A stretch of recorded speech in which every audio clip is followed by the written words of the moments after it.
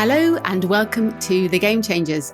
I'm Sue Anstis, and this is the podcast where you'll hear from trailblazing women in sport who are knocking down barriers and challenging the status quo for women and girls everywhere. What can we learn from their journeys as we explore key issues around equality in sport and beyond? I'd like to start with a big thank you to our partners Sport England, who support the Game Changers podcast with a National Lottery Award. My guest today is Rhona Lloyd, a Scottish international rugby star known for her blistering pace, try-scoring flair and her powerful presence both on and off the pitch. Rhona made her debut for Scotland in 2016 and has scored 25 tries for her country in 57 caps, playing in the Rugby World Cup in 2022 and shining at club level both in the UK and in France. Rhona returns to the UK this season to play once again in the PWR, Premiership Women's Rugby. Off the field, Rhona's been a co-host of the podcast Women Who Sport and is a vocal advocate for body confidence and mental well-being in elite sport, using her platform to inspire young female athletes to value strength, resilience and self-worth. So Rhona, life's changed quite a bit for you over the past couple of years. So can you start by telling us where you're currently living and where you'll be playing professionally in 2026, 25 and 6? Yes, absolutely. So I'm actually back at my parents' house this summer. I think I've moved out about 3 times and every time I end up coming back just when they think that they're rid of me. But no, I was playing in Bordeaux, so that has been my team for the past couple of years, but I'm moving to Sale Sharks next summer. So I think with it being a home World Cup in England, I think the PWR, after that World Cup, I think it's going to explode, and it just seemed like the right time to try and get myself back in there. So yeah, really looking forward actually to living in Manchester and seeing what Sale has to offer. Excellent. Now, how does it feel to be back there, having been in France? Because there's not that many British women that go to play in France. It still feels like it's something a little bit rarer.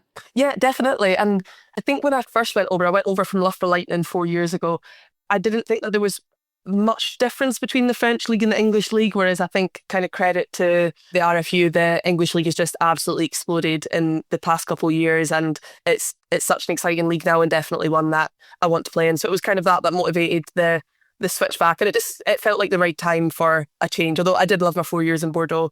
But yeah, I just kind of felt like it's the time for a change. And when I spoke to Sale, I just got such a good impression. And Katie Daly-McLean, I used to play with at Loughborough, she's their director of rugby there. So yeah, that was a big motivator for the move as well. I can't believe it's been 4 years. Like, I knew you went. I would probably have said it was 2. That seems to have gone really quickly, your 4 years. No, I agree. Yeah, I absolutely agree. But no, I think anybody that has the opportunity to play abroad in whatever sport, I would say take it with 2 hands. It's such an amazing experience. And I think even off pitch, kind of being the person that doesn't speak the language, that's not something we get as English speakers a lot. And yeah, it was just challenged in so many ways. So it was amazing. Do you think it's changed how you will welcome overseas players in the PWR? Massively. I think I remember my first year there, especially when I couldn't speak the language, and like people would invite me out for a coffee and I would be so touched by it. I just to kind of feel included in the team, and it really made me reflect on, I hope that I'm going to be a better teammate in the future for having been through that experience, because it's so hard. And I think when you speak English, it's probably an experience that we take a bit for granted, that everybody speaks your language. And that was kind of what I anticipated going over there. And yeah, it definitely wasn't the case. But yeah, I think exactly as you've said, I'll definitely, if foreign players that are coming over to the PWR, definitely try and be a better teammate for them now.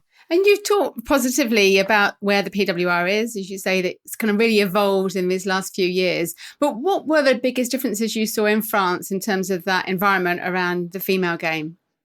To be honest, in France, the fan base is amazing. Like, I was in the southwest of France, and at your Bordeaux-Toulouse derbies, like, it was absolutely huge. People were mad for rugby there, which it was so exciting to live and breathe. But I think what the PWR does so well is that kind of the media side of the game.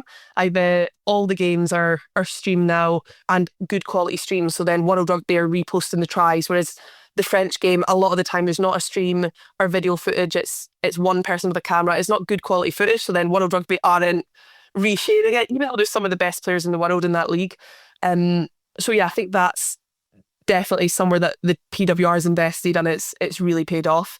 I know in France there was one week we were in front of 13,000 playing away to Clermont, and then the next week we played Lyon away. We were on these back pitches. There was honestly like maybe 12 people there. It's just the inconsistency, whereas I think the PWR now, kind of week in, week out, it is a professional setup, which is why I think we all say it's the best league in the world.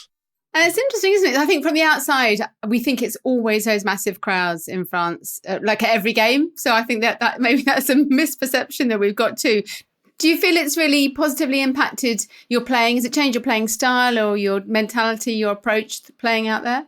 Yeah, I think definitely. They play such an exciting brand of rugby, which we see with the French national team as well. They're so attacking, they're so brave in the way that they attack. And yeah, they don't stop telling me that English rugby is boring. And English rugby obviously includes anywhere, anybody, any English speaking nation. No, it is really inspiring being there, like just the bravery that they play with, and it kind of makes you feel that you can do it too. That's lovely. You played both 15s and 7s at the highest level, but if we go back to the very beginning, how did you get into rugby? How did it start for you?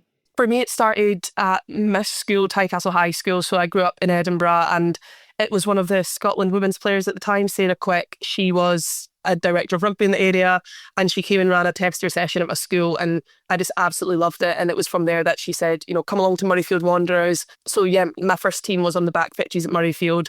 So it's really cool now to see the journey that it's been on. And even it's so crazy to think back, because I think playing for Scotland that was always the dream, but being a professional rugby player wasn't, because that didn't exist. And it really felt so far off when I first started playing for Scotland, that what my life looks like now, that felt like something that was in 20 years' time.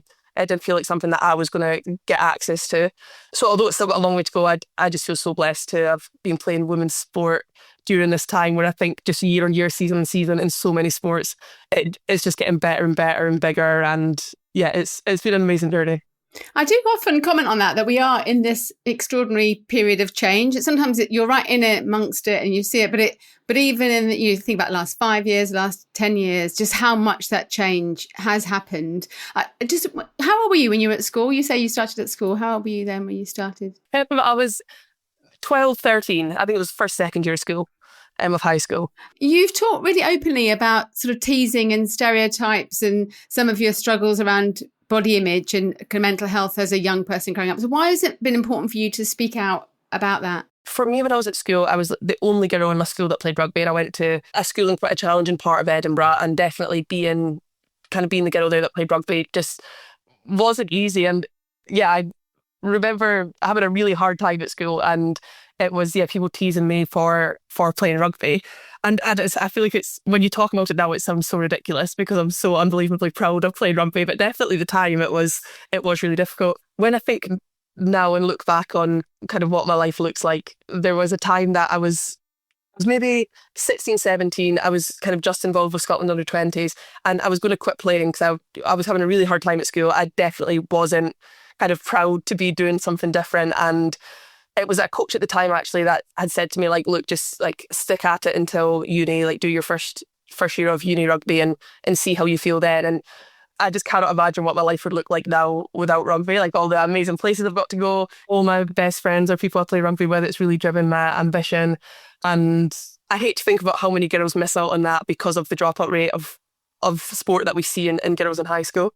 So if you think about your body now, it's funny, isn't it? Because I follow you on Instagram and see the stuff that you post. What would you say that you love about your body now that perhaps you struggled with as a teenager? Because I think that's really important as well, isn't it? Just kind of that we celebrate the power and the beauty in strong bodies. No, absolutely. And I think that's one of the biggest changes to me that is just been so crazy, because I remember at school getting my first gym program from, it must have been Scotland under 18s or under 20s.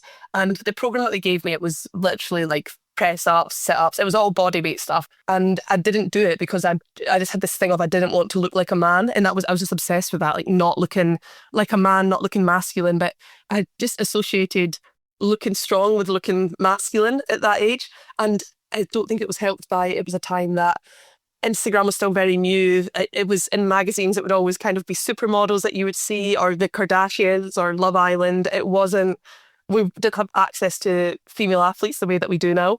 And whereas now, on Instagram, I'm always posting, clips from the gym or what we're doing in the gym. Like, I'm obsessed with it now, and I want to be a strength and conditioning coach after rugby. And I think if 16-year-old me seen what I was doing now, they would be probably mortified. But I think, yeah, they'd be really proud of how far they've come with that. And I think that's really been helped by that rugby community where there is a space for every single body shape and size. And yeah, at the end of gym, there's a bunch of us that will all do like gun club together, which that was kind of the thing that I was most scared of when I was younger, was having big arms. Whereas actually now that's something that I love and that I'm really proud of. And I think it still can be hard sometimes if I don't ever go into something where you're wearing a dress, and especially if it's not with other sporty people. Like, I think sometimes you do feel a little bit like you look a bit different, but I do see that as a strength now in terms of what my body can do on the pitch, and it's not just about what it looks like. Yeah, it's so important, isn't it? And I do hope it's changing. We kind of talk about that, celebrating strength, but is that really teenage girl age when it's so much about perception and your peers and how you feel and all those things too, isn't it? So I guess the more that we can celebrate that, I mean, you hope with the kind of profile of the Rugby World Cup and events of that kind, it can begin to help shift that. But it is still tough, isn't it? I think when it's all they see on social media. Oh, definitely. And I think when you're that age as well, what somebody says in your class about you, that is the biggest deal in the world. Well, kind of school gossip. Whereas obviously as you get older, you think that was so irrelevant, like it meant nothing. But yes, as you said, I'd like to think that there's a shift happening there.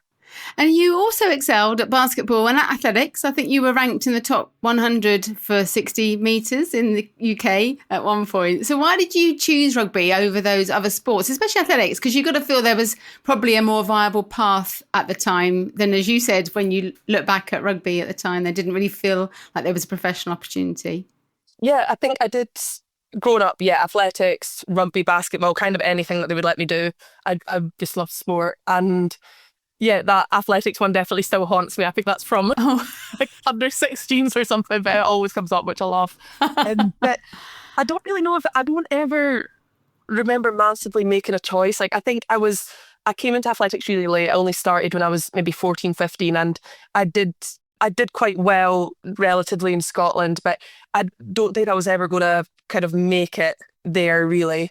And rugby, it went from we're training once a week to, okay, we're training twice a week and you have to go to the gym 2 times a week. And then it was, oh, we've got camp most weekends, we've got training with Scotland most weekends. So I guess it was more the demand of rugby made that choice for me, but obviously I did it because I loved it. And yeah, it's what all my best friends do, and it's really cool with the Scotland women's team now.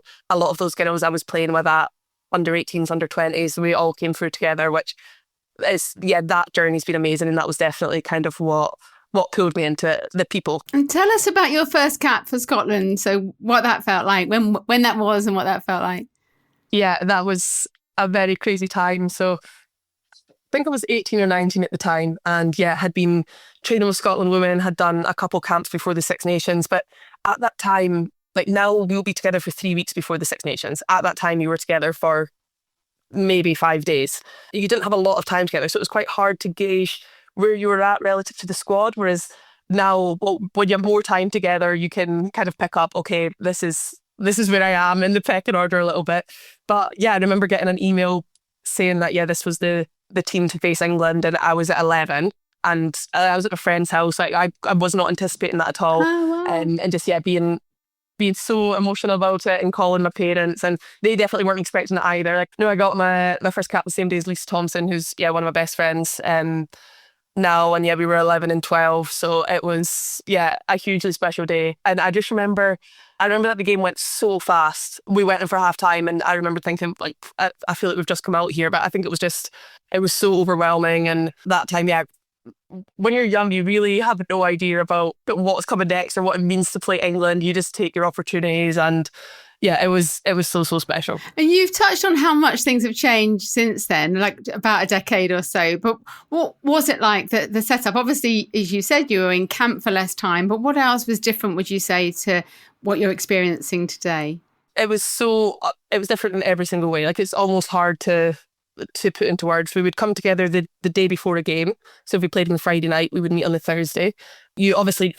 I'm saying obviously, that's maybe not obviously, you didn't get paid at all. There was nothing. And actually, I remember a couple seasons in when they brought in our first like match fee. It was like £50 for the game. I remember I was a student at the time, so actually like, £50 was class.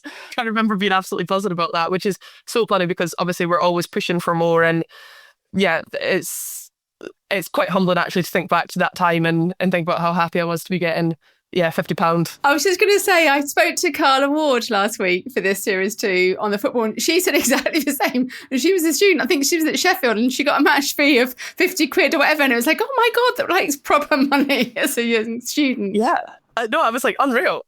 Like you played the 5 matches this day, you got £250 as a student. Unreal. No, it's crazy to think back on that time. But yeah, as well, our coaches weren't full time. Yeah, it was just so amateur.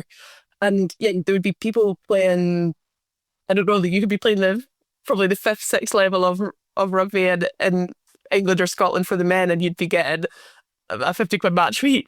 It's really special actually to see how much that journey's changed. And I think it's hard now with the new players that come in, the young ones that come in, it's hard not to be like you guys don't know. But I've got absolutely no doubt that when I was 18, the players that were 10 years older than me were saying, these girls don't know how good they've got it. So there is a very long way to go, but we definitely have come a very long way in such a short time, and so excited to see in 20 years what rugby looks like, and to be one of the ones saying that they don't know how good they've got it. And in terms of your playing career, where did that impact where you went to universities, that your kind of ambitions for the future? Yeah, I kind of only went to, like, nobody in my family had gone to uni before, and I very much went to Edinburgh Uni because they'd scouted me for the rugby programme and had an amazing 4 years there. I did biomedical science, and we were lucky enough we won the Bucks final at Twickenham, which that was a huge deal, and it really felt like Edinburgh against the world. We were the only Scottish team in that league, so it was such an amazing experience and such a fun thing to do, kind of to have that time playing uni sport, which I'm really thankful for, because a lot of the players that come through now, you miss the uni pathway just because the game is so much more professional. Then from there I went to Loughborough to do a master's, but again that decision was very much fueled by I wanted to be in England playing rugby, and again getting a rugby scholarship at Loughborough was an easy way to do that. So it's funny, I think I made all these decisions because that was the best thing to do for rugby, and just because I loved rugby. Whereas now I'm definitely thankful that I've come away from it with a degree and a master's as well, as I'm getting towards the end of my career. I think I've got a couple of years left, but yeah, it's nice to know that I've kind of got that backup, because that's another thing that's changing in the game, is that girls are going straight into contracts if you're good enough. You're not doing uni alongside it or working alongside it, which was a big problem that we had with Scotland. And in my first couple of years, girls literally not getting time off work to play games. Yeah, it's mad, but you say it has advantages and disadvantages in terms of career path too, doesn't it? And I think that's when we first met in 2020 when you were at Loughborough. So what were your years like then? Looking from the outside, it always felt like such a strong team culture and a great place to be. Oh, definitely. Loughborough's just the most inspiring, incredible place to be. Even when you're in the gym and next to you in the rack, there's stars from GB athletics, GB rowing, all these different sports. It's just such an amazing place to train and to live your life. And it's amazing that all your friends are 5-minute walk away. And I guess you really take that for granted, that everybody says the Loughborough bubble, but it definitely was the Loughborough bubble. And it's funny because when I was with Edinburgh, we'd say all the girls from Loughborough, they're so full of themselves. And then when I was there, I was definitely one of those people singing Loughborough Walks on Water. But it is a bit of a cult, but it's amazing. And I was lucky there. I was doing an internship with British Athletics. So I was studying, I was working for British Athletics, I was playing rugby. It was, an amazing setup. Excellent. I like the Loughborough cult. I'm still in that too, I think. Well, yeah. Me too. I think like a double personality. Like Edinburgh, that was very studious and very serious, and then Loughborough, that just everybody loves and breathes sport. Your speed's obviously been a huge asset both for 15s and 7s, but 7s has brought a bit of heartache too. Sadly, you just missed out on selection for the Tokyo Olympics, and then unbelievably the same happened again for Paris. Can you share a little bit about how it affected you on both occasions? Are you happy to talk about that? Yes, definitely. I think it's something that's really important to talk about, that non-selection.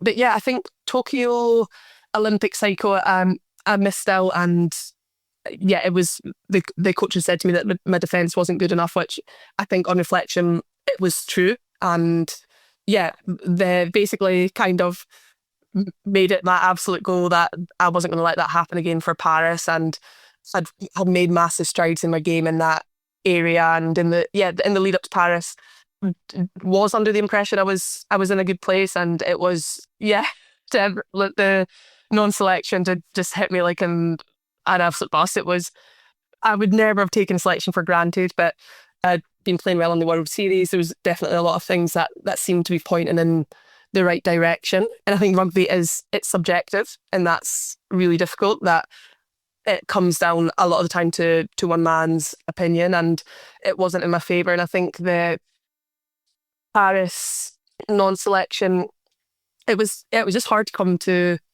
terms with, and it was hard to understand the reasons why. And when my world was like crashing down on me in terms of, I really thought that the Olympics was something that was destined for me. And even things like, since I was a kid, every time, you'd have a birthday and you'd blow out the candles on your cake and somebody would say, make a wish. I would always wish to go to the Olympics. Like, that's how deep rooted this dream was.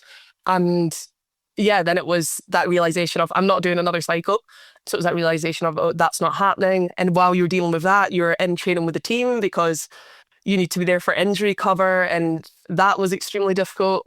And I think something that's helped me come to terms with it now is actually, so Lucy Mulhall, who's the Irish Sevens captain, when I didn't get selected, I got so many amazing messages, and she sent me a message and it was a poem about how you can be remembered in sport. And it was about like how you make your teammates feel, like if you always showed up for your team, if you always worked your hardest, and all of those things. And I know that I did, and I know that I was and continue to be a good teammate. And I think I'm now in a place that I'm, I guess, judging myself against that rather than a selection for a tournament, because I was selected for so many other tournaments, but when it's not the Olympics, that's the one that everybody wants to be there for. So yeah, that was a little bit fluffy, but I think it's, I guess, separating myself from being more than a rugby player, which has been a massive journey this past 12 months. It has been extremely, extremely difficult. This season, I left the team early. I didn't finish the season with them because I was just in a place that I didn't feel like mentally I could do that. And luckily, I was very supported there, and they made it a lot easier. But yeah, I think I've still got a long way to go on that journey. But I definitely, if we'd had this conversation 12 months ago, which we did talk about, it definitely wouldn't have been with this perspective. Actually, I think it would have been with a lot more tears. But I do feel like I'm getting there. Yeah, it's interesting, isn't it? We were lined up to talk because I thought you were shooing. I thought you were there. We were doing it as a lead into Paris conversation, weren't we? Because so sure you were going. That's interesting as well, isn't it? That lovely, what was her name? Sorry, the Irish Lucy Mulhall. But sending you that message, because I think in those times it's really hard to know. It's a bit like a bereavement, really, isn't it? It's hard to know what to say but actually the power of people reaching out and sharing, even if it doesn't kind of land with you at the time, but knowing it will have an impact and helps that process. Yeah, I think that's it. And I think thinking about I think the Olympics is something that we put on this massive pedestal, rightly so, but when you get so close to it, you do see that, like, I know that I worked harder than girls that went, but that doesn't matter. I think it's just really kind of being accountable to that who you are is more important than, what tournaments you went to. And I think that takes a long time to realise. And I think probably a little bit of onus on myself about I'd really put kind of my happiness and well-being in a subjective decision. So yeah, a bit of reflection on my part about, okay, who am I outside rugby, and doing a little bit of soul searching on that journey. Oh, it's so powerful, isn't it? I remember talking about this with Tanni Gray-Thompson last year, and I was reflecting on all the social media that we were seeing as athletes post about their celebrating their selection for Olympics or Paralympics. And it was because of you and that we'd had that kind of conversation through WhatsApp or email at the time that I'd ever really thought about what a hard time it was. And Tanni confirmed that those few weeks are so difficult as teams are announced, and inevitably so many athletes miss out on selection. But we almost don't think of that as the public because we're just seeing all the positive sides. Do you think that Team GB or Paralympics GB or the sports could do more to support athletes at that time? It's hard. I do think that the athletes that do get selected, like, that's, it's incredible, and as they should post about it everywhere and have their moment. I think as an athlete that was on the other side, like, I muted everybody that was anywhere near the Olympic Games. Even if people were going as a spectator. As soon as I seen somebody was in Paris on Instagram, I was like, right, bye. Muted them. And actually that came around to bite me, because I muted all my teammates, and obviously I was still messaging them on WhatsApp, like I was fully in support of them, but I didn't need to see every cool thing that they were doing in Paris, and they obviously understood that. But then I was catching up with one of them on the phone a couple of weeks ago, and she was telling me about her holiday, and I was like, oh, I didn't know you were there. And she was like, have you not seen anything that I posted on Instagram? And I was like, oh God, she's still muted. I forgot to unmute her once. That's like a pretty good friend. But yeah, I think it's, to be honest, can Team GB do more? I'm not sure. Like, they have to celebrate the powers that be. I probably do think that, so I do, from a personal perspective, it was really hard going into training after, but it was necessary because of, in case there was an injury, that I had to be ready. But we GB were playing against Ireland and Australia in their pool stages, and girls that hadn't been selected had been given, we got like yellow shirts with a target on them for when we were being Australia, and then there was like green shirts for when we were being Ireland. Like, there was things like that I think added sting to it that was necessary. And yeah, we fed back, and I think that'll be, well, it won't happen again. So yeah, I think it's more probably individual programs just making that as best it can be. And even when you're in those trade-ins after selection, there's pairs of Adidas boots arriving every day that aren't for you. There's sports bras that are arriving every day that aren't for you. Leggings, like it's just so many things that add to the sting. While you're trying to be a good teammate, while your kind of dreams are crashing down, you're trying not to cry in front of everybody. Like, it's very difficult. Actually, I went to Canada for a month during the Olympics, and being on a different time zone, I think was huge. Yeah. And I think, I remember talking to Mohan about the similar piece for the World Cup, and I think she similarly left the country. I've had a few conversations with athletes that I'm thinking again that have just go to a different continent or different time zone. I think is the key. Yeah. And where do things stand with you with sevens now? Is that chapter completely closed for you? Yes, I think I will play sevens again, but I don't think I'll play for GB again. The sevens program's in quite a delicate position at the moment. They've lost their funding, so yeah, I'm saying I won't play. I don't actually know if the opportunity will be to play there. I know that that program they're fighting a lot at the moment to keep it alive. But yeah, I do love playing sevens. I've always loved playing sevens. So for that, I think I'd love to go and play abroad in Japan or Hong Kong or something like that. But that, it definitely feels a couple of years down the line. So book's not completely shut on sevens, but definitely on serious sevens. And serious sevens like that. And we alluded earlier to the huge progress we've seen with the Scottish women's team and professionalism and the introduction of those contracts. So can you share what impact it's had for you personally in your day-to-day life as an athlete, the professional contract? Yeah, well, I think it's been everything really. Like, I'm now a professional athlete, and that's all that I do, which is honestly so mind-blowing. When I was younger, I had a lot of injuries. I had like 2 shoulder operations in 2 seasons, and I just kind of felt like I was always injured. And actually, touch wood, but since going professional, I've not found that. And I think it's just having that time to recover. And it's not actually that we train more. We do train a little bit more. The difference is that you're not going to training after working an 8-hour shift somewhere.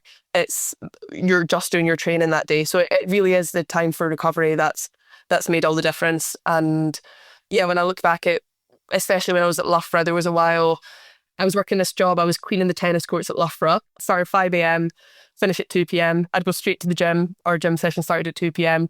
I'd be in the gym 2 till 4. Then I'd go home, get some dinner, come back in, and we'd be training from maybe like 6 till 9 p.m. And we'd do that back to back for days. And we'd never do that now. I don't know how I did. I guess that is the difference. And that is what life once looked like. And now it looks like, getting enough sleep, eating right, being able to just really focus on rugby and analysis and recovering. That's so interesting, isn't it? That it is, you're right, it is sleep and rest and recovery isn't necessarily the time to lift more weights or run more or all those things. It's the whole package, isn't it, that keeps you as a healthy, performing athlete. And I wanted to talk to you a little bit about the Scottish squad, because from the outside, it looks like this fabulous, close-knit group. And I've always thought, I think I mentioned it sometime, I was interviewed by someone recently about what squad would you want to be in. And if I had any choice, I think I'd want to be in the Scottish squad. That's the right answer. Don't tell the Red Roses that. But I think I want to be, because I just want to be in that group. I want to be with all those amazing. So is the bond as strong as it looks like it is from the outside? No, absolutely. I think that is, we're so, so lucky. I really can't get over how lucky I am to live this life, but actually to get to do it with my absolute best friends. And I think that's a consequence of a lot of us came through the pathway together, and also a consequence of we've been through some really difficult things as a squad. 4 years ago, we lost a teammate, Siobhan Caftigan, and we went through that as a squad. It happened just after a tour that we'd been on, so and then Emma Wasso obviously being unwell last year.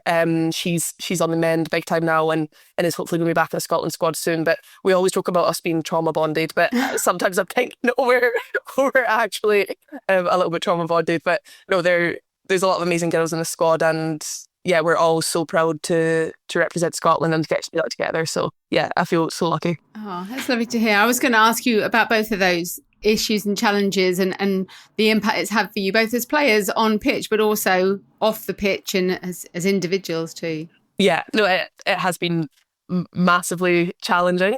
I think especially like this past season with Emma. I'm one of her best, she's one of my best friends, and it was very hard to focus on rugby but I think when a friend gets ill in the way that Emma did. Emma had a tumour and it has been removed now, and she's making a full recovery. For anybody that doesn't know her story, but when things like that happen, you really realise that there's more to life than rugby. I think the game just feels so insignificant, and I found it really hard actually to kind of perform during that time because it felt a little bit meaningless compared to what was going on with my friends. So it's been challenging, and I think it can be challenging to performing as an athlete. We always put pressure on ourselves to kind of be the best every single week, and definitely this past season I think I've had to accept that actually you can't be at the peak of your performance all the time, that you're going to have dips, if that's due to injury, to physical things, to your mental health and things happening off pitch. But I guess riding that wave, and fortunately Emma's we'll hopefully see her in the Scotland squad very soon. I've got absolutely no doubt, so that'll really feel like a full journey moment once she's back out with us. And in terms of WXV, so a relatively new global tournament, and Scotland won the second tier of the competition in 2023. So how has that shaped your confidence as a team? So we've talked about that lovely bonded united group, but in terms of playing as a team and success. Oh, that was huge. And I think, as I said, that the group's really united, and there's a lot of us that were capped within the same period around the season that I was, and that we've all come through together. And I played 7 games for Scotland before I won a game. We won our first Six Nations game in 7 years during my second season. We qualified for our first World Cup in 12 years for the last World Cup. We really did go through a lot of losses, and I think to win that WXV tournament, it was the first silverware that Scotland had won in, I think it was 22 years. Wow. Since Scotland women had won anything. It really felt kind of like, okay, Scotland women, we're a different team now, we've really moved in a different direction. And I think people talk about a lot in international sport, like leaving the shirt in a better place, and I think winning that WXV tournament, it really felt like, okay, we've done that, we've really made strides in the right direction. And it was incredible. Like that tournament in South Africa, it was one of the best times of my life. I think we had an amazing time off pitch. We performed on the pitch, and tours, you always say the best tours are the one that you were successful on.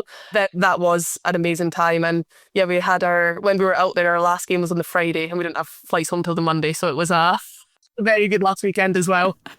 Proper bonding there. Yes. Along with your rugby and academics, you've also got quite a creative musical side. So you played bagpipes, ukulele and the guitar as well, I believe. So how important is it for you to have those interests outside of rugby? Yeah, I think so important. The ukulele we always take away on tour, and we will write songs or sing songs on the bus and stuff. It's just a nice way to bring people together, I think, through a bit of music. And the bagpipes, I think I'm just so proud to be Scottish, basically, that I thought, well, I have to learn them. So I'm very much I'm absolutely cannot play the bagpipes yet. We're very much on the journey. We're getting there. I think I probably need some lessons. I've been trying to teach myself, but I've hit a bit of a wall. So if there's any bagpipe tutors listening that might be able to help me out, definitely give me a message. There must be, surely. There has to be, doesn't there? Bagpipe tutors. Looking for. But I think when we were talking about having hobbies outside of rugby. Yeah, this last season when I was struggling a bit since the Olympic selection, I really reflected on I need to have other things going on in my life, and actually challenging yourself in different ways, learning an instrument, it's a good way to do that. And you've been walking as well. You've been out, haven't you? Yeah. I looked at you then, you frowned. No, I have. I went on, it was basically went on a pilgrimage, but the Camino de Santiago, if anybody's heard of it. Yeah, I did this like 2-week walking holiday. I get through rural France. It was absolutely amazing. Yeah, there's like a TikTok trend that's like your unemployed friend on a Tuesday. And I honestly think that is me sometimes when I talk about my life walking through rural France. But no, basically I had a couple weeks off between seasons, and I'd wanted to do this for ages and kind of always thought, oh, I'll do it after rugby. But I thought, kind of, why not do a little bit of it now? And so the walking total is about 10 weeks. I only did 2 weeks. Obviously, didn't have much more time than that. But it was honestly so amazing and inspiring to be. I was in a situation, I did it on my own, so wasn't meeting loads of new people. I felt so disconnected from rugby, but really in like the nicest way possible. People there would say, oh, like, you do sport, what do you do? And I would say I play rugby, and then that would be it. There would be no more about kind of what that looks like, even though outside rugby, it's my absolute life. So yeah, I think that was a really big step in kind of that processing of not going to the Olympics. Actually, I think just having 2 weeks to be disconnected from rugby, to think about kind of what I want my life to look like and who I want to be. Yeah, it was amazing. I really recommend that anybody does it. Oh, lovely. It's on my bucket list too at some point. Oh, it was amazing. And you and I first met through the Women's Sport Trust Unlocked programme back in 2020. It does feel like a while ago. And you were co-hosting the brilliant Women Who Sport podcast with Sarah Bonner. So are you still involved with that now? Is podcasting or broadcasting something you'd like to do more of in the future?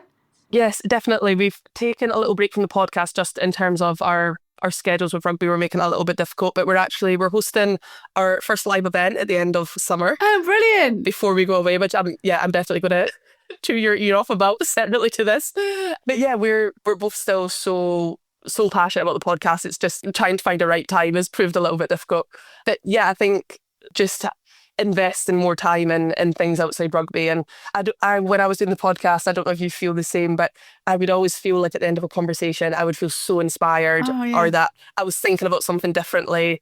And yeah, you can really just learn so much from different people's journeys. And I just love that about it. It is the ultimate privilege, isn't it? I was reflecting on it this weekend with somebody, but it is the, and I guess you can listen to podcasts, and I do listen to a lot of podcasts, but there's something about preparing the questions, researching the person, and then being in the it's like, what a joy to be able to just ask somebody anything you want to ask about. And exactly as you say, I come away, I'm always just so affected and impacted by the conversations that we have. Yeah, no, I absolutely felt the same. And we definitely did explore, we were like, oh, we want to share these journeys of women in sport, but then we would just leave every conversation being like, God, that was for us, and that was amazing, which was really cool. And obviously we've got the Rugby World Cup this month and the first Lions tour on the horizon in 2027.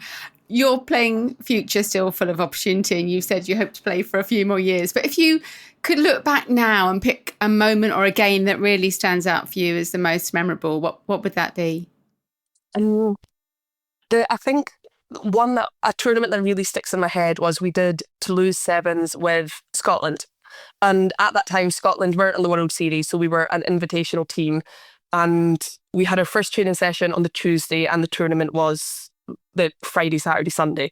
And it was out of 12 teams, and historically the invitational team always comes 12, but we came 9th for that tournament, and we didn't have much time together, but we did have 12 people that we were best friends off pitch. We worked so hard for each other, and we just backed each other up, and we had this amazing culture. And I really think that's what gave us success in that tournament. Like, we had no right to win one game there, never mind we must have won 2 games to finish 9th. And I think I'm so passionate about team culture and how important that is. And I think that tournament just really epitomised that. And we beat England, we beat South Africa to finish 9th. And yeah, it was just such an amazing memory. And I think there's also, when there's no pressure on your back, when everybody's expecting you to come 12, I think then you can just play with such freedom. And I think it's that probably the key to sport is figuring out how to feel like that, even when there is pressure on your back, which I've not quite cracked yet. So I love that. I love that that's so memorable for you, that if I'd have picked one for you, it wouldn't have been that. So that's kind of so nice that does still resonate and have so much impact. Yeah, no, that was such an amazing time. And it was the end of that summer that Scotland Sevens was cut because it became a GB programme, which was a massive step in the right direction. But when I look back at that summer, it's like we did not know kind of how special that time would have been. It's only now looking back that we can say that, because the programme doesn't exist anymore. And just finally, and we have alluded to this a little bit earlier on, but what does success look like for you today? I wonder how that's changed since we first met 5 years ago. Yeah, I think success for me now is definitely enjoying what I do. I think that's a big focus that I have right now. And it's been a massive journey to get to that point. I think this past season, where I was really not enjoying rugby, like really not enjoying playing, not looking forward to games. And that was the first time that I ever felt like I was playing because somebody was paying me to play, not because I loved playing and not because I was choosing to play. And yeah, I think I'm definitely getting that love for the game back. And it's been a big challenge to get there. But I think now into the next couple seasons, that is my goal, is to enjoy it. And definitely when I am enjoying rugby, that's when I'm playing my best. So I guess I'm focusing a lot more on me as a person rather than me as a player right now. And that's definitely been a fallout of not getting selected to the Olympics and kind of having to reevaluate what success meant for me, because success for me was always going to be going to the Olympic Games. So not doing that, like, have I been unsuccessful? Yes, in that journey, but it doesn't mean that I need to lose my sense of self, which I definitely did for a couple months. So yeah, right now it's really cliched, but just enjoying what I do is what success looks like. And yeah, I think if I focus on that, then the performance looks after itself. It was so lovely to finally talk to Rhona for the podcast after we've been discussing it for such a long time. If you'd like to hear from other trailblazers in rugby, previous guests on the Game Changers have included the likes of Sue Day, Mo Hunt, Maggie Alfonsi, Jodie Ownsley, Lisa O'Keefe, Shauna Brown, Emma Mitchell, Sarah Hunter and male ally Hugo Monnier. There are over 200 episodes of The Game Changers that are free to listen to on all podcast platforms or from our website at fearlesswomen.co.uk. Along with elite athletes, guests include coaches, entrepreneurs, broadcasters, scientists, journalists and CEOs, all women who are changing the game in sport. As well as listening to all the podcasts on the website, that's also where you can find out more about the Women's Sport Collective, an inclusive community for all women working in sport. We now have over 13,000 members across the world, so please do come and join us. The whole of my book, Game On, The Unstoppable Rise of Women's Sport, is also free to listen to on the podcast. Every episode of Series 13 is me reading a chapter of the book. Thank you once again to Sport England for backing the Game Changers and the Women's Sport Collective with a National Lottery Award. And also thanks to Sam Walker at What Goes On Media, who does such an excellent job as our executive producer. Thank you also to my brilliant colleague at Fearless Women, Kate Hannon. You can find the Game Changers podcast on all the regular platforms, so please do follow us now to ensure you don't miss out on future episodes. Do come and say hello on social media, where you'll find me on LinkedIn and Instagram at Sue Anstis. The Game Changers, fearless women in sport.